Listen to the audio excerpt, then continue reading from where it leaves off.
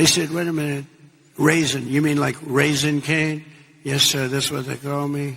General, I love you. You're the guy I'm looking for, General. You're the guy I'm looking for.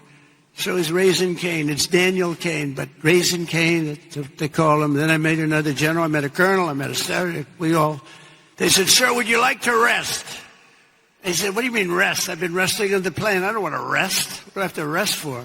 He was thinking about Biden to come, okay? Biden would have rested the entire trip. First of all, he wouldn't have made the trip. But if he landed, he would have been rested for about 5 days before he had the first meeting. I said, no, let's go have the meeting because I want to find out what's going on over here. How are things in Nyuk Nyuk? Well, greetings from Nyuk Nyuk. This place is awesome. I have no idea. It's like they've been hiding it all from us. I'm in Nuuk, the capital of Greenland right now. I've just been doing interviews with local television and radio and did the Times of London this morning. And now you have me at the bay where where the missionaries first landed at Greenland back in the 1700s. That statue right there. Yes, and I'm pointing to. The ship behind you is called what now? Lange Coke? Coke. Long Coke. The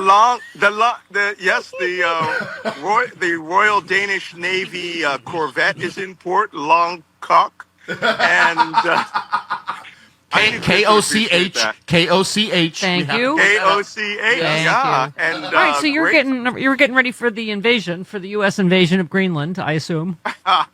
You know what? If they invaded, they would have to. We know that everybody would just stop at all the coffee houses.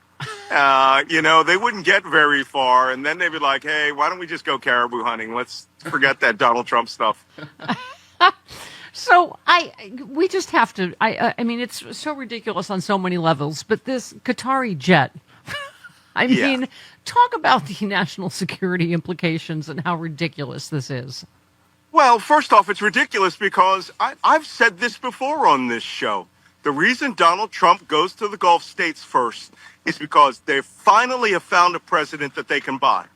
And they know his numbers. They know that he will do what they want. All they have to do is lavish praise on him and show him luxury. And now, look, my friend, here is a jet. You can have it, the most luxurious jet in the history of world aviation, and you can keep it. And Trump is saying that, and his followers are saying that there's no quid pro quo, that guy from the New York Times. This is ludicrous. It's the biggest bribe in American history.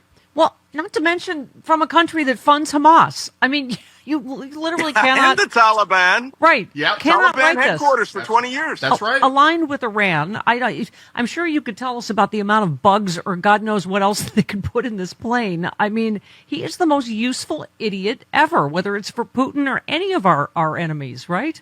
They don't have to put any bugs in that plane. They don't have to wiretap that plane. That's ridiculous. It'd be stupid if they didn't try, but the thing that really is valuable here is that Donald Trump is in their pocket. Yep. Now, here's the worst part, because between that and $1 billion golf course, a new Trump Tower in Dubai with the United Arab Emirates is now behind in the betting game. So now it's time for the Saudis to step up and see if they can outbid the Qataris. And they are. I think they're trying to seal a $163 billion arms deal. It's bidding war to buy Donald Trump. Well, yeah, and you retweeted a quote from Donald Trump in, I don't know what year it was, Qatar, the historic founder of terror at a very high level. It's like, it's like the gambling. Here's your winnings. Oh, thank you. That's right. That's right. There's gambling going on in this casino.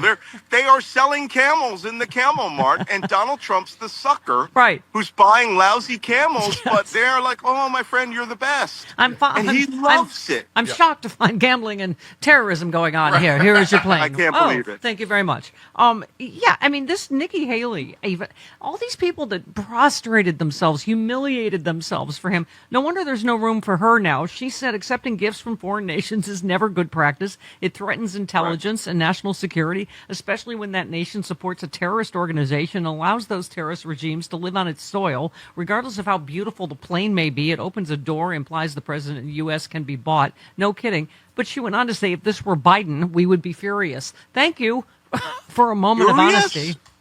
Okay, quick, somebody get that song when the black guy did it.